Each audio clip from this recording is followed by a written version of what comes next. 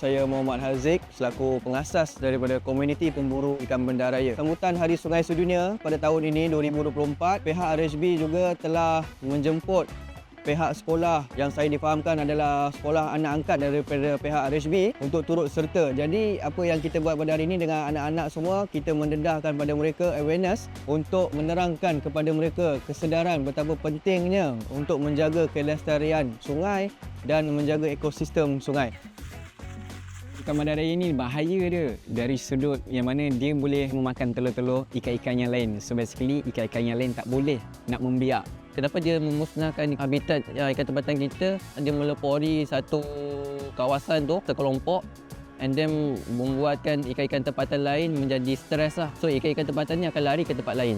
Ikan-ikan eventsen ni sangat membahayalah dengan ikan tempatan kita dekat dalam sungai. Dapat merosakkan ekosistem sungai itu sendiri. Untuk tangani masalah ni, pada pandangan saya yang mana kita sebagai masyarakat yang berada di luar sana bolehlah turun ke sungai kita yang mana untuk menangkap ikan-ikan banda raya ini. Sambutan Hari Sungai Sedunia pada tahun ini 2024, saya ucapkan terima kasih kepada RHB Group kerana menjadi tunggak utama untuk menjayakan program CSR.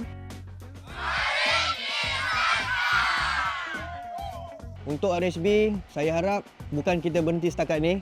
Kita jumpa lagi di tahun akan datang. Sama-sama kita menjaga kelestarian sungai dan memulihkan ekosistem perairan sungai negara kita. InsyaAllah kita jumpa lagi nanti akan datang.